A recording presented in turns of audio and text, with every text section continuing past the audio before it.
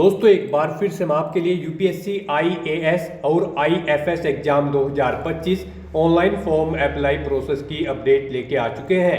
जी हाँ दोस्तों, ऑनलाइन आवेदन करने का आपके लिए अंतिम और सुनहरा अवसर है। केवल 2 दिन शेष रह गए हैं फॉर्म फिल करने के। आप जल्द से जल्द अपना फॉर्म फिल कर लीजिए, कहीं मौका हाथ से छूट न जाए। ऑनलाइन फॉर्म फिल करते समय आपको कोई भी गलती या फिर मिस्टेक नहीं करनी होगी, नहीं तो आपके एप्लीकेशन फॉर्म रिजेक्ट हो सकते हैं। फॉर्म फिल करते समय आपको कुछ महत्वपूर्ण बातों का ध्यान रखना होगा, तभी आपके एप्लीकेशन फॉर्म सक्सेसफुली सबमिट हो पाएंगे। फॉर्म फिल करते समय आपको डॉक्यूमेंट, फोटोग्राफ, सिग्नेचर कैसे और कितने केबी में अपलोड करने होंगे, कंप्लीट जानकारी आपको इस वीडियो में मिल जाएगी। इस वीडियो में हम आपको साथ ही साथ ये भी जानकारी दिखाएंगे कि क्या यहाँ पर post wise, category wise vacancies निकली हुई है, क्या एलिजिबिलिटी क्राइटेरिया है, exam pattern, syllabus, exam centre आपका क्या रहेगा, कैसे आप ये दोनों नोटिफिकेशन की पीडीएफ डाउनलोड कर सकते हो, कैसे अप्लाई कर सकते हो और कब तक आप अप्लाई ऑनलाइन कर सकते हो। स्टेप बाय स्टेप पूरी जानकारी हिंदी में देखने के लिए बने रहिए हमारे साथ इस वीडियो में अंत तक। इस वीडियो को पूरा देखने पर ही आपके सभी सवाल और डाउट क्लियर होंगे। तो चलिए दोस्तों, बिना कोई वक्त गंवाए शुरू करते हैं यूपीएससी आईएएस और आईएफएस ऑनलाइन फॉर्म 2025 की पूरी जानकारी। फॉर्म फिल करने के लिए सबसे पहले आपको हमारी वेबसाइट के पेज पर विजिट करना होगा, जिसका लिंक आपको नीचे description plus first comment box में मिल जाएगा और हमारे इस पेज पर विजिट करके आप यहाँ से फॉर्म फिल कर सकते हो। यूपीएससी की ओर से आईएएस एग्जाम, आईएफएस एग्जाम के लिए 1129 वैकेंसीज निकाली गई थी, जिसके लिए 18 फरवरी तक आप फॉर्म फिल कर सकते हो। जो लास्ट डेट पहले 11 फरवरी थी उसको बढ़ा दिया गया था, अब आप यहां पर 18 फरवरी तक फॉर्म फिल कर सकते हो। केवल 2 दिन शेष रह गए हैं। यहां पर 25 मई को इसका एग्जाम कंडक्ट होगा। क्वालिफिकेशन की बात करें तो बैचलर डिग्री यानी कि ग्रेजुएशन से आप अप्लाई कर सकते हो। 21 से 32 वर्ष आयु सीमा है। 100 रुपए फीस है। SC ST PH फीमेल को कोई भी आवेदन शुल्क जमा नहीं करना होगा। ऑनलाइन या ऑफलाइन मोड से आप पेमेंट करोगे। ऑनलाइन ही आप ऑल इंडिया से अप्लाई कर सकते हो upsconline.nic.in पोर्टल से।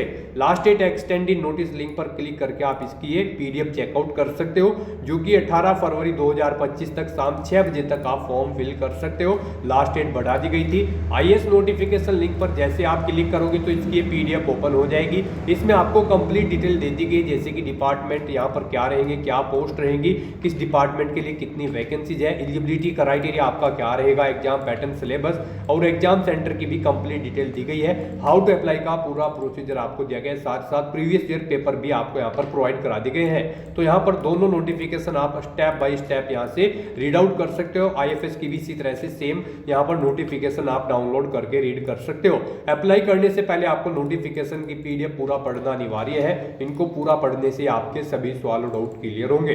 पीडीएफ रीड आउट करने के बाद में आपको अप्लाई ऑनलाइन लिंक पर क्लिक करना होगा, तो आपके सामने ऑनलाइन का इसका ये पोर्टल ओपन हो जाएगा। ऑनलाइन आवेदन करने के लिए यहाँ पर लॉगिन करते हुए आपको फॉर्म फिल करना होगा। ईमेल आईडी, मोबाइल नंबर या फिर OTR आईडी के थ्रू आप लॉगिन कर सकते हो और अपने डैशबोर्ड में से ऑनलाइन फॉर्म फिल कर सकते हो। अगर आपने पहले से रजिस्ट्रेशन यहाँ पर नहीं किया हुआ है तो आपको न्यू रजिस्ट्रेशन की स्टेप पर क्लिक करना होगा। स्टेप पर आप जैसे ही क्लिक करोगे तो आपके सामने रजिस्ट्रेशन का ये फॉर्म ओपन हो जाएगा। OTR वन टाइम रजिस्ट्रेशन का ये ऑनलाइन फॉर्म है। यहाँ से आप वन टाइम रजिस्ट्रेशन करते हुए फॉर्म फिल कर सकते हो। यहाँ पर आकर आपको सबसे पहले अपना नाम एंटर करना है, अपनी 10th की मार्कशीट के अकॉर्डिंग उसे वेरीफाई कर लेना है एक बार फिर से एंटर करके। उसके बाद यहाँ पर आपसे पूछा गया है कि क्या आपने कभी अपना नाम चेंज किया है, अगर किया है तो यस करें और फिर अपना चेंज नेम यहाँ पर दें, और अगर नहीं किया है तो यहाँ पर आप नो ऑप्शन सेलेक्ट कर लें। उसके बाद आप यहाँ पर अपना जेंडर सेलेक्ट करें, उसे वेरीफाई करें, अपनी डेट ऑफ बर्थ यहाँ पर आप सिलेक्ट करें। उसके बाद वही डेट ऑफ बर्थ एक बार फिर से यहाँ पर सिलेक्ट करके उसे वेरीफाई कर लें। फिर यहाँ पर आप अपने फादर का नाम एंटर करें और उसके बाद यहाँ पर आपको अपने फादर का नाम भी वेरीफाई कर लेना है एक बार फिर से एंटर करके। उसके बाद यहाँ पर आपको अपनी मदर का नाम एंटर करना है, उसे भी वेरीफाई कर लेना है। फिर आपको यहाँ पर अपना माइनॉरिटी स्टेटस देना है, क्या आप माइनॉरिटी कम्युनिटी के अंतर्गत आते हैं, अगर आते हैं तो यस करें और फिर अपनी माइनॉरिटी ऑप्शन कैटेगरी सिलेक्ट करें, आप कौन सी कैटेगरी में आते हैं, और नहीं आते हैं तो यहाँ पर आपको नो ऑप्शन सिलेक्ट कर लेना है। उसके बाद यहाँ पर आपको अपना 10 डिजिट का मोबाइल नंबर एंटर करना है, अपनी ईमेल आईडी एंटर करनी है। कोई अल्टरनेट मोबाइल नंबर या ईमेल आईडी है तो उसे भी आप एंटर कर सकते हो, नहीं तो इन कॉलम्स को आप खाली छोड़ दें। उसके बाद यहाँ पर आपको अपनी 10वीं क्लास का रोल नंबर एंटर कर देना है। फिर आपसे यहाँ पर एक सिक्योरिटी क्वेश्चन आपको सिलेक्ट कर लेना है, अपनी चॉइस के अकॉर्डिंग कोई भी सिक्योरिटी क्वेश्चन सिलेक्ट करें, उसका आंसर दे।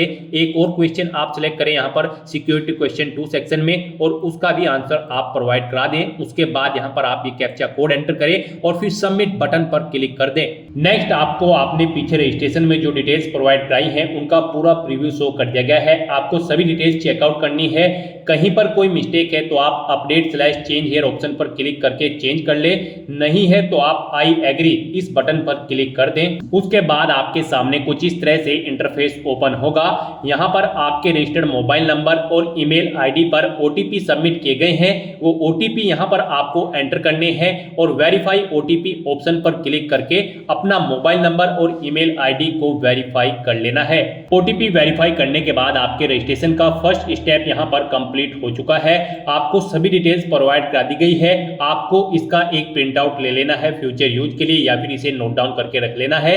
साथ ही साथ आपको एक ओटीआर आईडी प्रोवाइड कराई गई है। ये ओटीआर आईडी और एक पासवर्ड आपको आपकी रजिस्टर्ड मेल आईडी पर भी सबमिट किए गए हैं और ये ओटीआर आईडी आपके रजिस्टर्ड मोबाइल नंबर पर भी सबमिट की गई है। आपको इन्हें केयरफुली नोट डाउन करके रख लेना है फ्यूचर यूज के लिए। इस स्टेप को कंप्लीट करने के बाद आपको दोबारा से यहाँ पर लॉगिन की स्टेप पर क्लिक करना है। उसके बाद आपके सामने यहाँ पर लॉगिन का इंटरफेस ओपन होगा। गाइस यहाँ पर आप ओटीआर आईडी के थ्रू लॉगिन कर सकते हैं या फिर मोबाइल नंबर के थ्रू या फिर ईमेल आईडी के थ्रू।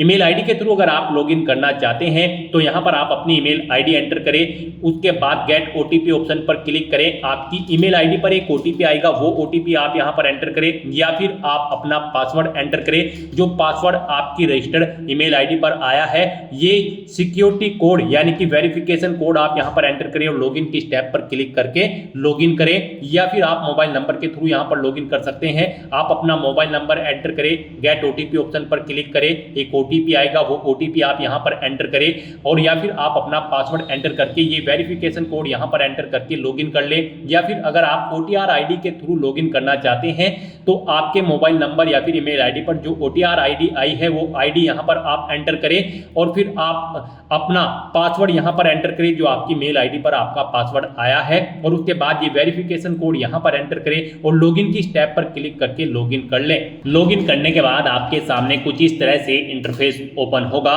यहां पर अगर आप कुछ चेंज करना चाहते हैं अपने रजिस्ट्रेशन में जैसे कि अपने जेंडर में तो क्लिक टू चेंज जेंडर इस ऑप्शन पर क्लिक करें और अपना जेंडर चेंज कर ले। और अगर आप अपने माइनॉरिटी स्टेटस में चेंज आउट करना चाहते हैं तो क्लिक टू चेंज ऑप्शन पर क्लिक करके इसमें भी आप चेंज कर सकते हैं। नहीं तो यहां पर अब आपको अपना नया पासवर्ड क्रिएट करना है। यहां पर गाइड अब आपको अपना नया पासवर्ड क्रिएट करना है। इसके लिए आपको गाइडलाइन दी गई है।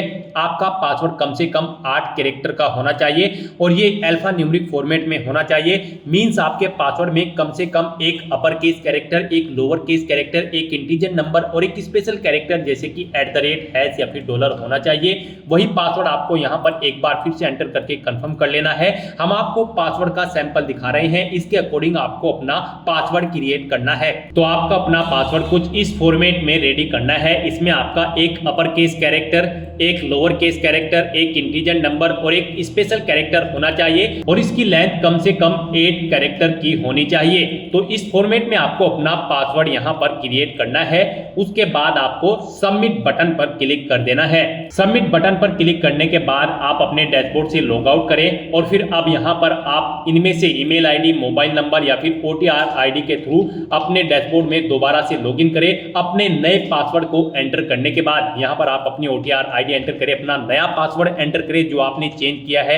ये वेरिफिकेशन कोड यहां पर एंटर करें और लॉगिन बटन पर क्लिक करके लॉगिन कर लें। नेक्स्ट आपके सामने कुछ इस तरह से इंटरफेस ओपन होगा। गाइस यहां पर हम आपको यूपीएससी का ओटीआर वन टाइम रजिस्ट्रेशन करके दिखा रहे हैं। इसे कंप्लीट करने के बाद आप यूपीएससी में निकलने वाली सभी भर्तियों पर अप्लाई करने के लिए एलिजिबल हो जाएंगे। सभी भर्तियों पर अप्लाई करने से पहले आपको ऐसे ही ओटीआर करना पड़ता है। बिना इसके आप यूपीएससी की किसी भी भर्ती के लिए अप्लाई नहीं कर पाओगे। तो यहां पर आने के बाद आपको अपने डैशबोर्ड में अपनी ओटीआर की प्रोफाइल को कंप्लीट करना है। सबसे पहले यहां पर आपको अपनी पर्सनल इंफॉर्मेशन प्रोवाइड करानी है। तो आप यहां पर पर्सनल इंफॉर्मेशन के इस लिंक पर क्लिक करें। उसके बाद आपके सामने कुछ इस तरह से इंटरफेस ओपन होगा। यहां पर आपको आपकी कुछ चीजें ऑटोमेटिकली फिल मिल गई है जो आपने रजिस्ट्रेशन के फर्स्ट स्टेप में प्रोवाइड कराई थी। आपको इस पेज को नीचे स्क्रॉल डाउन करना है और यहां पर सबसे पहले अब आपको अपनी सिटीजनशिप सिलेक्ट कर लेनी है। फिर आपको अपनी मातृभाषा यहां पर सिलेक्ट कर लेनी है। उसके बाद यहाँ पर आपको अपना मैरिटल स्टेटस सेलेक्ट कर लेना है, आप मैरिड हो या फिर अनमैरिड। प्लेस ऑफ बर्थ आप यहाँ पर एंटर सेलेक्ट करें, आप इंडिया से हैं या फिर आउटसाइड ऑफ इंडिया से। उसके बाद यहाँ पर आप अपना पोस्ट ऑफिस का नाम एंटर करें, सिटी या टाउन या फिर विलेज का नाम एंटर करें, अपना स्टेट यहाँ पर आप सिलेक्ट करें। उसके बाद आप अपना डिस्ट्रिक्ट यहाँ पर सिलेक्ट करें, फिर आप अपना पिन कोड यहाँ पर एंटर कर दें। उसके बाद यहाँ पर आपको अपनी कम्युनिटी सिलेक्ट कर लेनी है, आप जिस भी कम्युनिटी से बिलोंग करते हैं। फिर अगर आप रिजर्व कैटेगरी से बिलोंग करते हो तो आप अपना कास्ट का सर्टिफिकेट नंबर यहाँ पर एंटर करें और फिर डेजिग्नेशन सिलेक्ट करें, किसने आपको आपका कास्ट सर्टिफिकेट प्रोवाइड कराया है, जैसे कि तहसीलदार या फिर मैजिस्ट्रेट या फिर पटवारी या फिर कलेक्टर। आप ऑप्शन सिलेक्ट करें, फिर आप स्टेट सिलेक्ट करें, किस स्टेट का आपके पास यहाँ पर ये कास्ट सर्टिफिकेट है वो यहाँ पर आप सिलेक्ट कर लें।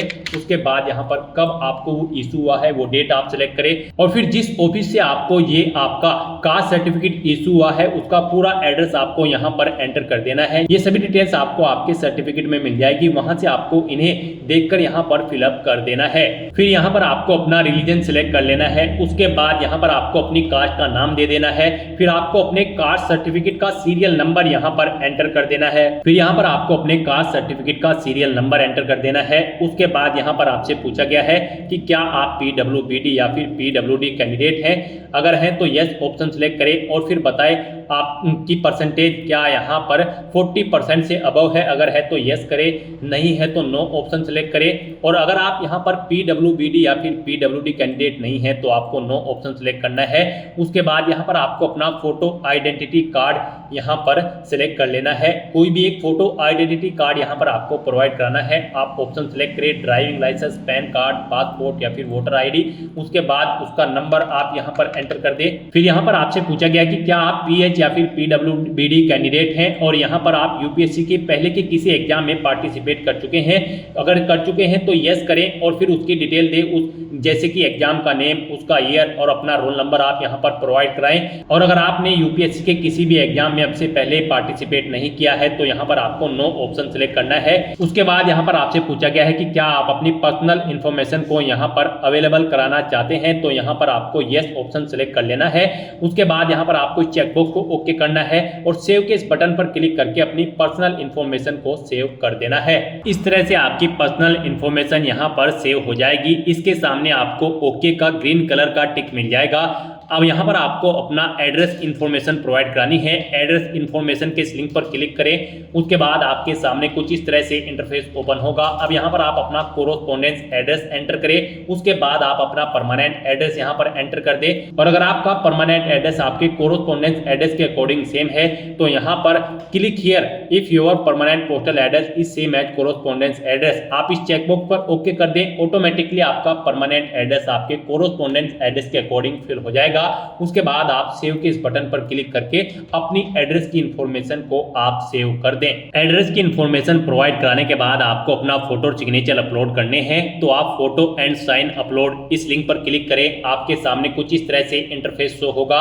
यहाँ पर आपको दी गई गाइडलाइंस के अकॉर्डिंग अपना फोटो और सिग्नेचर अपलोड करने हैं। गाइस, यहाँ पर आपका फोटोग्राफ जेपीजी फॉर्मेट में होना चाहिए और आपका फोटो का डायमेंशन 550 पिक्सल से 1000 पिक्सल के बीच में होना चाहिए और आपका फोटो यहाँ पर कुछ इस तरह से होना चाहिए। उसके नीचे यहाँ पर आपको अपना नाम एंटर करना है और फिर किस डेट को यहाँ पर क्रिएट हुआ है वो डेट आपको यहाँ पर एंटर कर देनी है।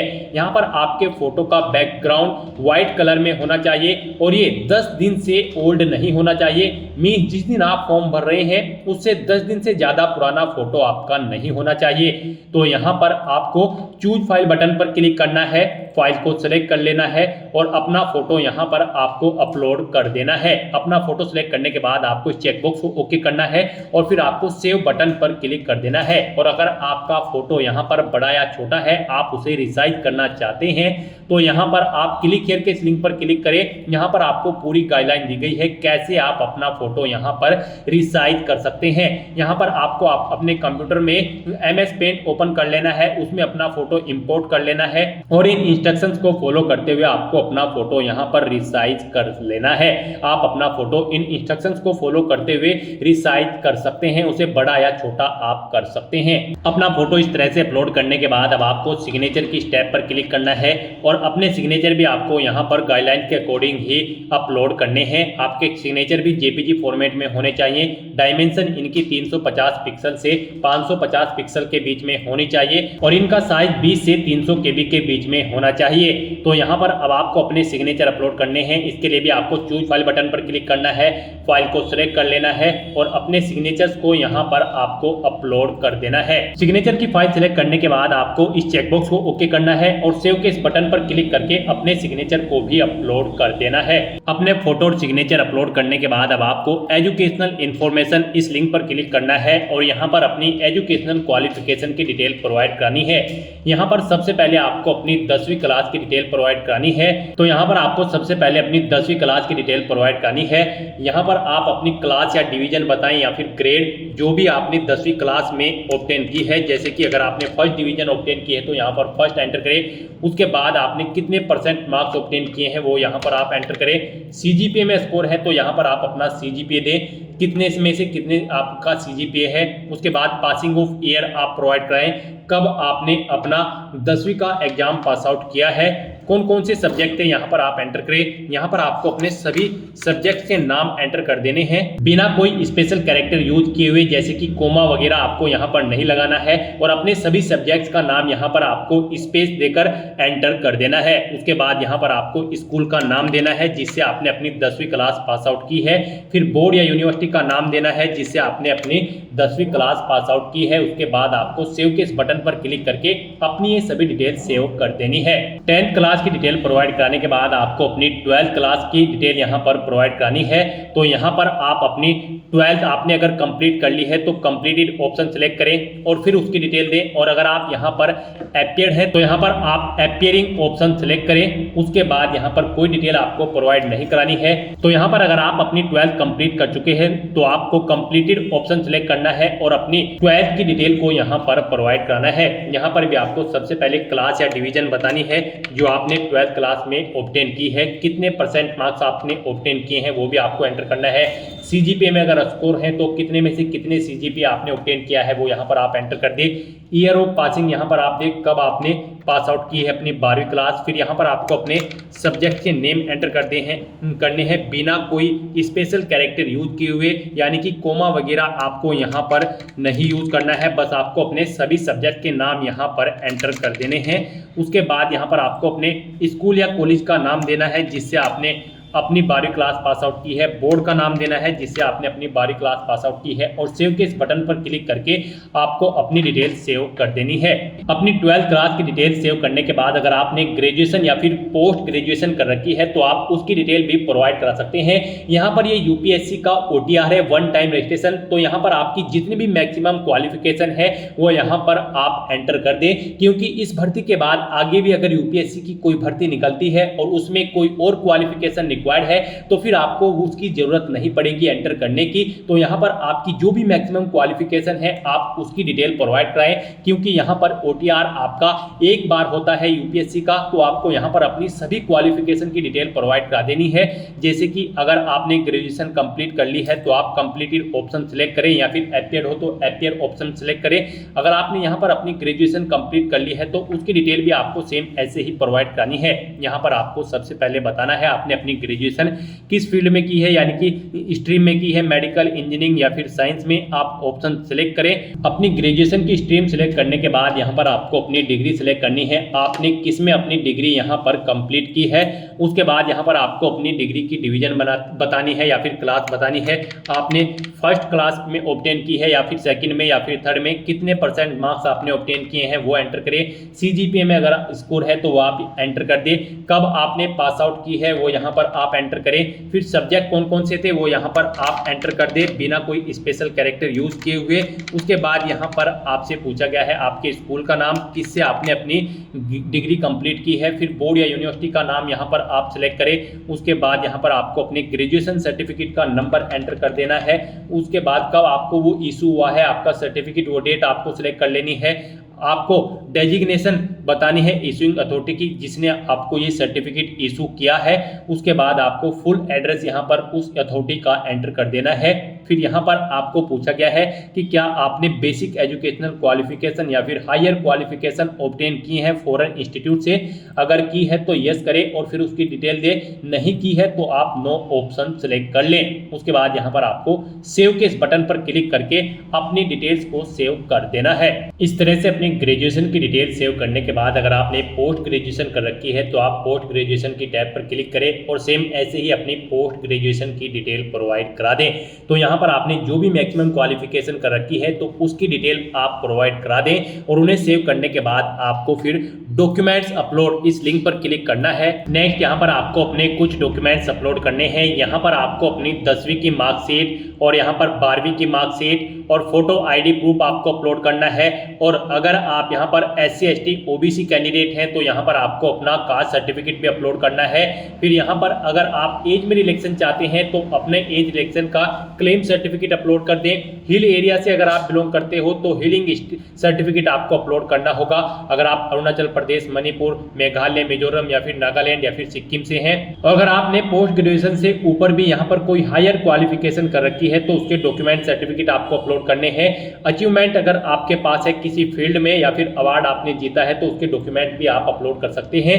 यहाँ पर जिनके ऊपर रेड कलर का स्टार बना हुआ है वो डॉक्यूमेंट आपको यहाँ पर जरूर अपलोड करने हैं।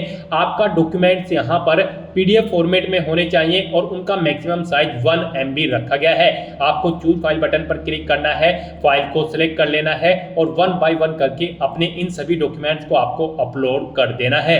अपने इन सभी डॉक्यूमेंट्स को सक्सेसफुली अपलोड करने के बाद आपको पेरेंटल इंफॉर्मेशन इस लिंक पर क्लिक कर देना है। उसके बाद आपके सामने कुछ इस तरह से इंटरफेस ओपन होगा।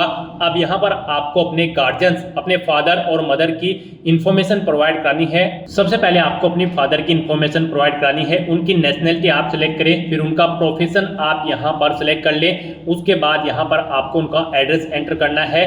आप उनका एड्रेस एंटर कर दें या फिर अगर उनका एड्रेस आपके एड्रेस के अकॉर्डिंग सेम है तो यहाँ पर आप कोरोस्पोंडेंस एड्रेस या फिर परमानेंट एड्रेस आपके जिस भी एड्रेस से सेम है यहाँ पर आप उस लिंक पर क्लिक कर दें।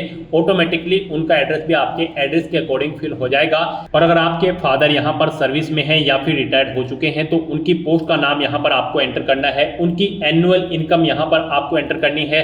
फिर यहाँ पर वो कौन से स्टेट से बिलोंग करते हैं वो स्टेट आपको सेलेक्ट कर लेना है, डिस्ट्रिक्ट सेलेक्ट कर लेना है उनका। और इस तरह से अपनी डिटेल्स फिल करने के बाद आपको सेव बटन पर क्लिक करके अपने फादर की डिटेल को सेव कर देना है। और उसके बाद आपको मदर इन्फॉर्मेशन इस टैब पर क्लिक करके अपनी मदर की इन्फॉर्मेशन भी सेम ऐसे ही यहाँ पर आपको प्रोवाइड करानी है। मदर की इन्फॉर्मेशन में भी आपको सबसे पहले अपनी मदर की नेशनलिटी सेलेक्ट कर लेनी है, उनका प्रोफेशन आपको सेलेक्ट कर लेना है और उनका एड्रेस भी आप यहाँ पर एंटर कर सकते हो। नहीं तो यहाँ पर आप कोरोस्पोंडेंस या फिर परमानेंट एड्रेस या फिर फादर एड्रेस ऑप्शन सेलेक्ट करके इन्हीं का एड्रेस यहाँ पर फिल हो जाएगा जिस भी लिंक पर आप क्लिक करेंगे। उसके बाद अगर वो यहाँ पर कार्यरत है यानी कि सर्विस करती हैं या फिर रिटायर्ड हो चुकी है तो उनकी पोस्ट का नाम यहाँ पर आप एंटर कर दें। उनकी एनुअल इनकम कितनी है वो यहाँ पर आप एंटर कर दें। नहीं है तो आप नॉट एप्लीकेबल यहाँ पर एंटर कर सकते हैं और अगर एनुअल इनकम नहीं है तो यहाँ पर आप 0 एंटर कर सकते हैं। उसके बाद आपकी माता किस स्टेट से बिलोंग करती है यहाँ पर आप उस स्टेट का नाम सेलेक्ट करें। उसके बाद डिस्ट्रिक्ट सेलेक्ट करें और फिर उनकी ये डिटेल सेव के इस बटन पर क्लिक करके सेव कर दें। नेक्स्ट यहाँ पर आपको अपनी एम्प्लॉयमेंट इन्फॉर्मेशन प्रोवाइड करानी है। आपको एम्प्लॉयमेंट इन्फॉर्मेशन के इस लिंक पर क्लिक करना है। उसके बाद आपके सामने कुछ इस तरह से इंटरफेस ओपन होगा। यहाँ पर आपसे पूछा गया है आप सेंट्रल गवर्नमेंट के एम्प्लॉय हैं या फिर स्टेट गवर्नमेंट में आपने सर्विस की है या फिर PSU में या फिर किसी प्राइवेट सेक्टर में या फिर किसी अदर में। आप ऑप्शन सेलेक्ट करें और फिर उसकी डिटेल दें। और अगर आप एम्प्लॉय नहीं है आपको यहाँ पर नॉट एम्प्लॉयड ऑप्शन सेलेक्ट करना है और फिर आपको यहाँ पर नो ऑप्शन सेलेक्ट करने हैं और सेव बटन पर क्लिक कर देना है। इस तरह से आपकी एम्प्लॉयमेंट इन्फॉर्मेशन यहाँ पर सेव हो जाएगी। उसके बाद आपको UPSC एग्जामिनेशन इन्फॉर्मेशन इस लिंक पर क्लिक करना है। उसके बाद आपके सामने कुछ इस तरह से इंटरफेस ओपन होगा। यहाँ पर आपसे पूछा गया है कि क्या आपको UPSC ने कभी एग्जाम में बैठने से रोका है। अगर रोका है तो यस करें और फिर उसकी डिटेल दे। नहीं रोका है तो यहाँ पर आप नो ऑप्शन सेलेक्ट कर ले। फिर आपसे पूछा गया है कि क्या आप UPSC के प्रीवियस ईयर के एग्जामिनेशन में भी पार्टिसिपेट किए हैं। अगर किए हैं तो यस करें और फिर उसकी डिटेल दे। नहीं किए हैं तो आप नो ऑप्शन सिलेक्ट कर लें। और फिर आपसे पूछा गया है कि लास्ट के कुछ ईयर में आपने सिविल सर्विस एग्जामिनेशन में पार्टिसिपेट किया है और आपको सर्विस या फिर पोस्ट ऑफर्ड हुई है। अगर हुई है तो यस करें और उसकी डिटेल दें, नहीं हुई है तो आपको नो ऑप्शन सिलेक्ट कर लेना है। इस तरह से अपनी डिटेल्स फिल करने के बाद अब आपको सेव के इस बटन पर क्लिक करना है, अपनी इस डिटेल को सेव कर देना है और फिर आपको achievement, prizes, medals and other इस लिंक पर क्लिक कर देना है और यहाँ पर अपने अचीवमेंट्स की डिटेल आपको प्रोवाइड करानी है। यहाँ पर अगर आपने यूनिवर्सिटी या फिर स्टेट या फिर नेशनल लेवल पर किसी गेम में पार्टिसिपेट किया है और आपको कोई प्राइज या फिर मेडल या फिर स्कॉलरशिप मिली है तो यहाँ पर आप उसकी डिटेल दे सकते हैं।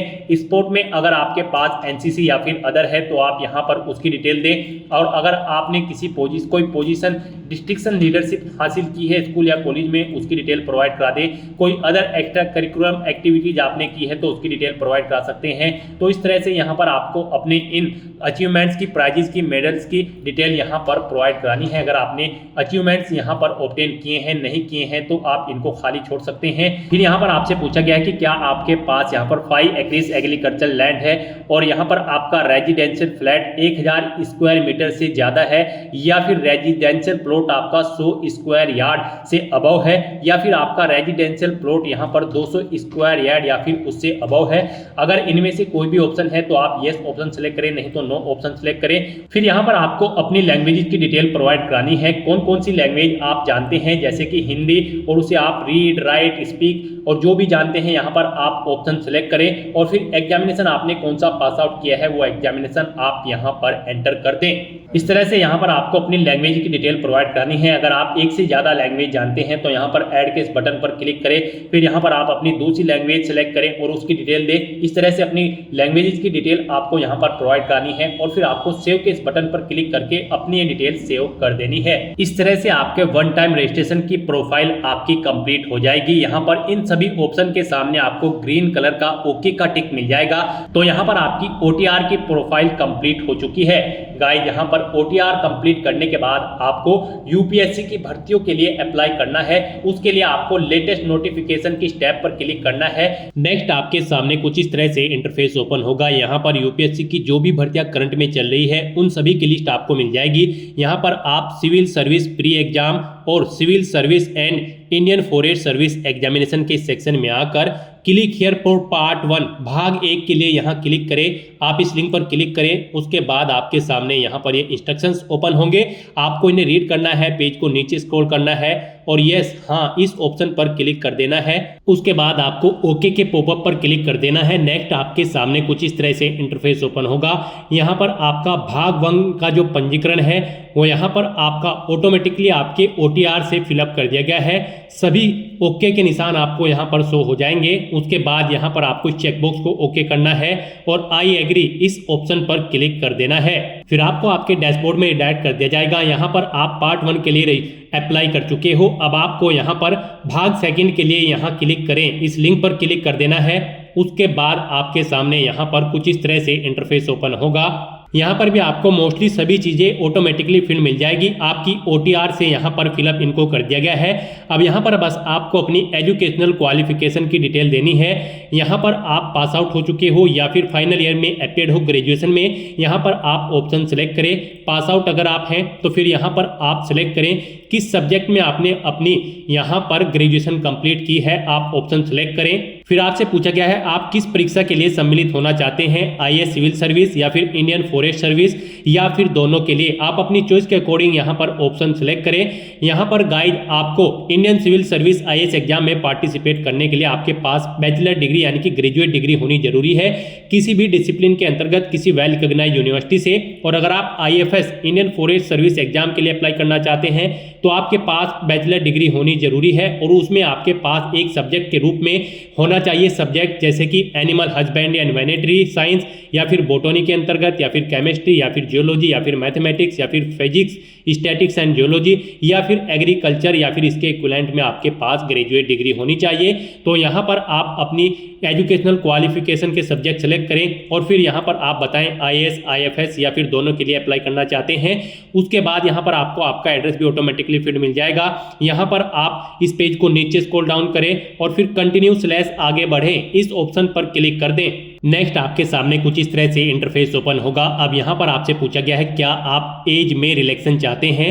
अगर चाहते हैं तो यस करें, नहीं तो नो ऑप्शन सेलेक्ट करें। फिर यहाँ पर आपको आपकी ग्रेजुएशन की जो डिग्री है उसका सर्टिफिकेट आपको दिखा दिया गया है। आप यू डॉक्यूमेंट अपलोडेड इस ऑप्शन पर क्लिक करके अपनी एजुकेशनल क्वालिफिकेशन ग्रेजुएट डिग्री की जो डिग्री है उसे चेकआउट कर सकते हो। ऐसे ही आप यहाँ पर अपनी रिजर्व कैटेगरी का जो सर्टिफिकेट है उसे भी चेकआउट कर सकते हो। ये डॉक्यूमेंट अपलोडेड इस ऑप्शन पर क्लिक करके ये डॉक्यूमेंट आपने रजिस्ट्रेशन टाइम पे अपलोड किए थे, आप इन्हें चेकआउट कर सकते हो। उसके बाद यहाँ पर आपको कंटिन्यू / आगे बढ़े इस ऑप्शन पर क्लिक करना है। नेक्स्ट यहाँ पर आपको बताना है आपने ग्रेजुएशन में कितने % मार्क्स ऑब्टेन किए हैं, आप यहाँ पर एंटर करें। उसके बाद यहाँ पर आपसे पूछा गया है आपने आईएएस के एग्जाम में इससे पहले कितनी बार पार्टिसिपेट किया है, आप यहाँ पर एंटर करें। 1 या 2 बार, जितनी बार भी आपने प्रयास किया है या इससे पहले आप आईएएस के एग्जाम में बैठे हैं वो संख्या आप यहाँ पर एंटर कर दें। और अगर फर्स्ट टाइम आप यहाँ पर पार्टिसिपेट करने जा रहे हो आईएएस के एग्जाम में तो यहाँ पर आपको 0 एंटर कर देना है। उसके बाद यहाँ पर आपको अपना CSM परीक्षा के लिए केंद्र सेलेक्ट करना है, जिस केंद्र पर आप परीक्षा में पार्टिसिपेट करना चाहते हैं। फिर पेपर 1 से पेपर 4 की परीक्षा के लिए आप भाषा का माध्यम सेलेक्ट करें, किस भाषा में आप अपना पेपर चाहते हैं यहाँ पर आप ऑप्शन सेलेक्ट कर ले। उसके बाद यहाँ पर आपसे 6ठे और 7वें पेपर के लिए वैकल्पिक विषय आपको सेलेक्ट करना है। उसके बाद यहाँ पर आपको 6ठे और 7वें पेपर के वैकल्पिक विषय की भाषा का माध्यम आपको सेलेक्ट करना है। उसके बाद पूछा गया है आपसे क्या आप अरुणाचल प्रदेश, मणिपुर, मेघालय, मिजोरम, नागालैंड, सिक्किम के रहने वाले हैं। अगर हैं तो यस ऑप्शन सेलेक्ट करें और फिर अपनी डिटेल दें, नहीं है तो आपको यहाँ पर नो ऑप्शन सेलेक्ट कर लेना है। फिर यहाँ पर आप पेपर ए हेतु यहाँ पर भाषा का चयन करें। उसके बाद यहाँ पर आपसे पूछा गया है आप IFS के एग्जाम के लिए परीक्षा केंद्र सेलेक्ट करें, किस केंद्र पर आप परीक्षा में पार्टिसिपेट करना चाहते हैं। प्रथम वैकल्पिक विषय सिलेक्ट करें, दूसरा वैकल्पिक विषय सिलेक्ट करें और फिर यहाँ पर आपसे पूछा गया है कि क्या आप पहले भी IFS के एग्जाम में पार्टिसिपेट किए हैं। अगर किए हैं तो जितनी बार आपने पार्टिसिपेट किया है 1, 2 या 3 आप यहाँ पर एंटर करें। और नहीं आपने पार्टिसिपेट किया है, फर्स्ट टाइम आप पार्टिसिपेट करने जा रहे हो IFS के एग्जाम में, तो यहाँ पर आपको 0 मेंशन कर देना है। इस तरह से अपनी सभी डिटेल्स फिल करने के बाद आपको कंटिन्यू / आगे बढ़े इस ऑप्शन पर क्लिक करना है। नेक्स्ट आपको आपके एप्लीकेशन फॉर्म का पूरा प्रीव्यू शो कर दिया गया है। आपको सभी डिटेल्स 1 बाय 1 करके केयरफुली चेकआउट करनी है। पेज को नीचे स्क्रॉल डाउन करना है, कहीं पर कोई मिस्टेक है तो आप यहां पर अपडेट ऑप्शन पर क्लिक करके अपडेट कर सकते हैं, नहीं तो आपको यहां पर ये कैप्चा कोड एंटर करना है और फिर आपको आई एग्री मैं सहमत हूं इस ऑप्शन पर क्लिक कर देना है। इस तरह से यहाँ पर आपका IAS एंड IFS एग्जाम का पार्ट 2 का रजिस्ट्रेशन फॉर्म सक्सेसफुली कंप्लीट हो चुका है। अब यहाँ पर आप प्रिंट स्लिप ऑप्शन पर क्लिक करके पार्ट 2 की रजिस्ट्रेशन स्लिप ले सकते हैं, नहीं तो यहाँ पर अब आपको click here for DAF of CSM part 3 इस ऑप्शन पर क्लिक कर देना है। यानी कि यहाँ पर ये पहला जो ऑप्शन है ये सिविल सर्विस मेन एग्जाम है और ये second Indian forest service main exam है। तो यहाँ पर आप click here for DAF of CSM part 3 इस ऑप्शन पर क्लिक करें। उसके बाद आपके सामने यहाँ पर कुछ इस तरह से इंटरफेस ओपन होगा। यहाँ पर आपको इंटरव्यू की लैंग्वेज का मीडियम सिलेक्ट करना है, किस लैंग्वेज में आप इंटरव्यू में पार्टिसिपेट करना चाहते हैं, यानी कि किस लैंग्वेज में आप अपना इंटरव्यू देना चाहते हैं। फिर यहाँ पर आपसे पूछा गया कि क्या आपके फादर जिंदा है या फिर मर चुके हैं, तो यहाँ पर आपको अलाउ या फिर डिसीज ऑप्शन सेलेक्ट करना है। फिर ऐसे ही आपको अपनी मदर का बताना है वो जिंदा है या फिर मर चुकी हैं। फिर आपसे पूछा गया है कि क्या आप PWBD या फिर PWD कैंडिडेट हैं। अगर हैं तो यस, यहाँ पर आपको ऑटोमेटिकली फिर मिल जाएगा जो आपने रजिस्ट्रेशन टाइम पे फिल किया होगा।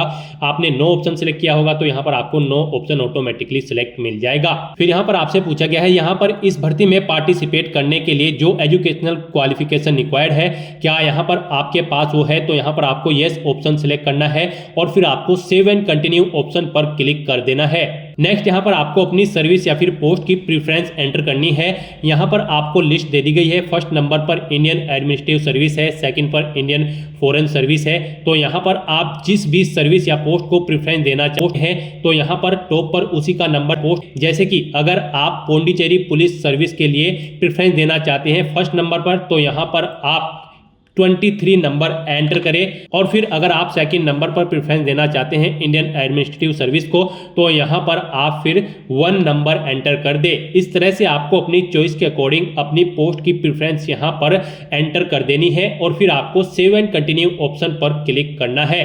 नेक्स्ट आपके सामने कुछ इस तरह से इंटरफेस ओपन होगा। अब यहाँ पर आपको अपनी कुछ और डिटेल्स प्रोवाइड करनी है सोशियो इकोनॉमिक्स की, जैसे कि यहाँ पर आपको सबसे पहले अपना बर्थ प्लेस सेलेक्ट कर लेना है। आप विलेज में पैदा हुए हैं, डिस्ट्रिक्ट हेडक्वार्टर या फिर तहसील या टाउन, आप ऑप्शन सेलेक्ट करें। उसके बाद आपसे पूछा गया है यहाँ पर आपने अपनी स्कूल एजुकेशन कहाँ से की है, आप ऑप्शन सेलेक्ट करें। फिर आपसे पूछा गया है आपका place of residence, higher secondary education आपने कहाँ से पास आउट की है वो आप सेलेक्ट करें। फिर यहाँ पर आपको बताना है place of stay of father और गार्जियन, आपके माता पिता या गार्जियन का स्टे कहाँ पर है पिछले 15 साल से। यहाँ पर आप ऑप्शन सेलेक्ट करें, विलेज, तहसील या टाउन या फिर डिस्ट्रिक्ट में ऑप्शन आप सेलेक्ट करें। फिर यहाँ पर आपसे पूछा गया है आपका बैकग्राउंड रूरल है या फिर अर्बन, आप ऑप्शन सेलेक्ट करें। उसके बाद यहाँ पर आपसे पूछा गया है मीडियम ऑफ इंस्ट्रक्शंस, जैसे कि आपकी जो स्कूल लेवल है आपका कौन सा लेवल था, इंग्लिश में था, हिंदी में था या फिर रीजनल लैंग्वेज, आप ऑप्शन सेलेक्ट करें। फिर आपको अपने कॉलेज लेवल बताना है कौन सी लैंग्वेज में था। उसके बाद यहाँ पर आपको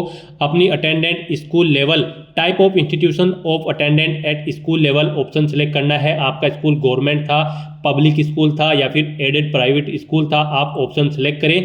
फिर यहाँ पर आपको बताना है अपने कॉलेज का लाइव अटेंडेंट, आपका गवर्नमेंट कॉलेज इंस्टीट्यूट है या प्राइवेट कॉलेज इंस्टीट्यूट है या फिर यूनिवर्सिटी था या फिर कोई अदर है, आप ऑप्शन सेलेक्ट कर लें। फिर यहाँ पर आपको अपनी एजुकेशनल क्वालिफिकेशन की जो डिग्री है उसकी डिटेल देनी है। आपकी ग्रेजुएट डिग्री यहाँ पर किस सब्जेक्ट में थी, आप यहाँ पर ऑप्शन सेलेक्ट करें। फिर आपको अपनी पोस्ट ग्रेजुएशन की डिग्री बतानी है, ये आपने किस में की है, आप ऑप्शन सेलेक्ट करें, नहीं तो अदर ऑप्शन सेलेक्ट करें। अगर एमफिल कर रखी है तो उसकी डिटेल दें, नहीं कर रखी है तो इसे खाली छोड़ दें। अगर आपने पीएचडी की है तो उसकी डिटेल दे सकते हैं, नहीं तो यहाँ पर आप इसे भी खाली छोड़ सकते हैं। उसके बाद यहाँ पर आपको अपना प्रेजेंट एम्प्लॉयमेंट स्टेटस देना है, अगर आप प्रेजेंट में कार्यरत हैं, और अगर आप नहीं कार्य कर रहे हैं अनएम्प्लॉय ऑप्शन सेलेक्ट कर लें। अगर आप एम्प्लॉय हैं तो आपको यहाँ पर अपना एम्प्लॉय का नेचर देना है और फिर यहाँ पर आपको अपनी एनुअल इनकम बतानी है। और अगर आप यहाँ पर अनएम्प्लॉयड हैं तो आप अनएम्प्लॉयड ऑप्शन सेलेक्ट करें, आगे की डिटेल नहीं देनी होगी।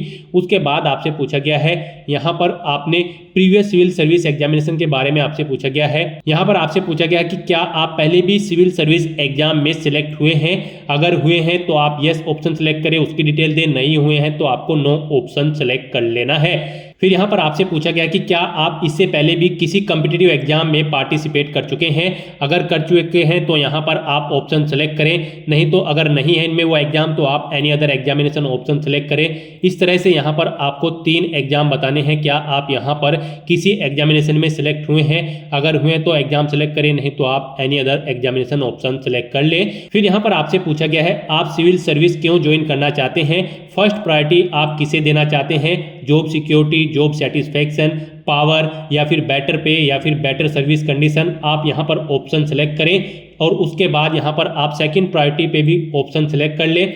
नेक्स्ट यहाँ पर आपसे पूछा गया है आपका बैकग्राउंड ऑफ पेरेंट्स गार्जियन, यानी कि आपके गार्जियंस का बैकग्राउंड के बारे में यहाँ पर आपसे पूछा गया है। आपको अपने फादर या फिर गार्जियन की क्वालिफिकेशन सिलेक्ट कर लेनी है, अपनी मदर की क्वालिफिकेशन आपको सिलेक्ट कर लेनी है।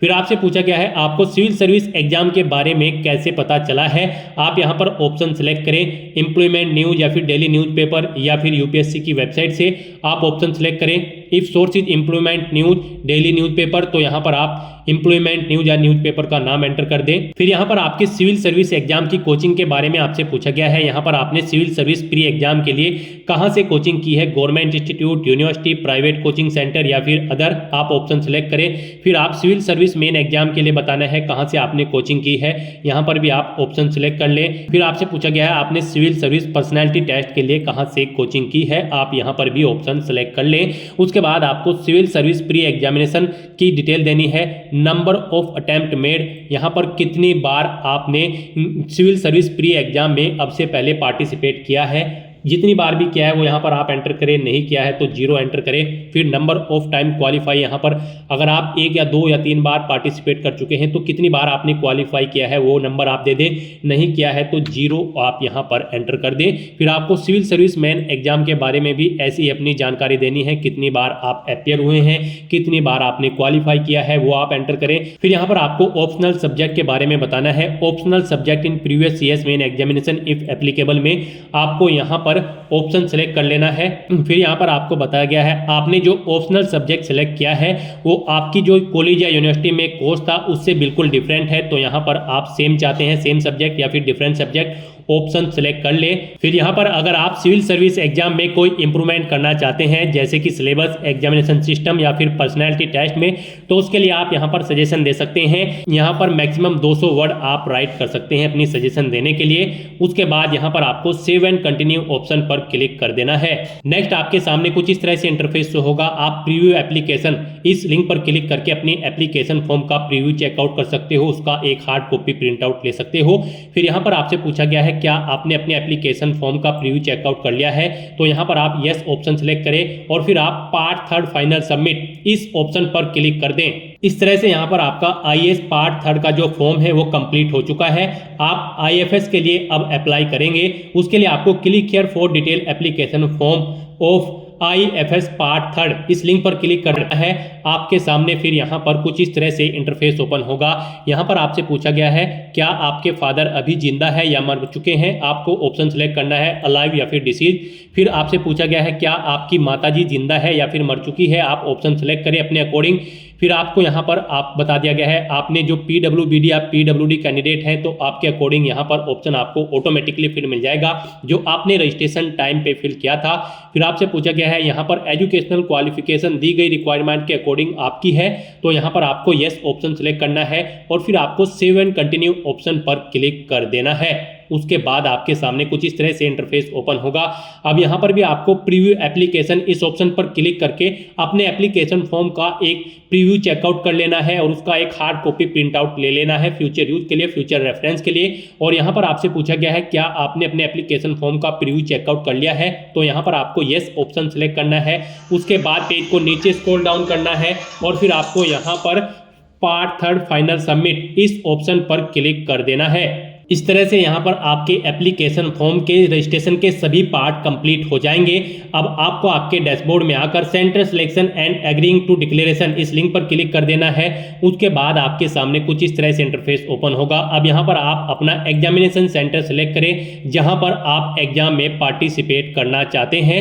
उसके बाद यहाँ पर आपको डिक्लेरेशन घोषणा पत्र को रीड करना है और फिर आपको यहाँ पर I have read the declaration and agree, मैंने घोषणा पत्र को पढ़ लिया है और मैं सहमत हूँ।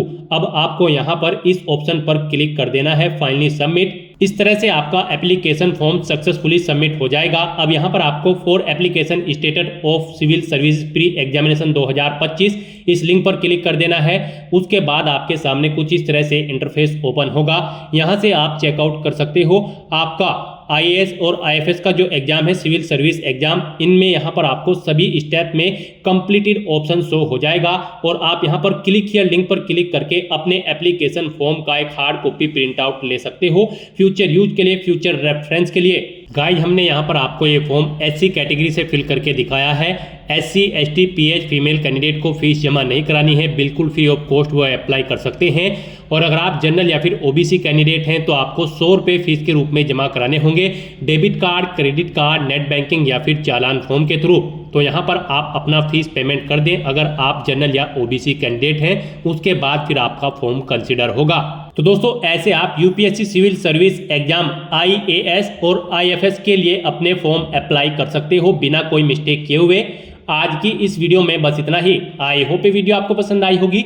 अगर पसंद आई हो तो इसे लाइक और शेयर करें। चैनल पर नए हो तो इसे सब्सक्राइब कर लें। Thanks for watching.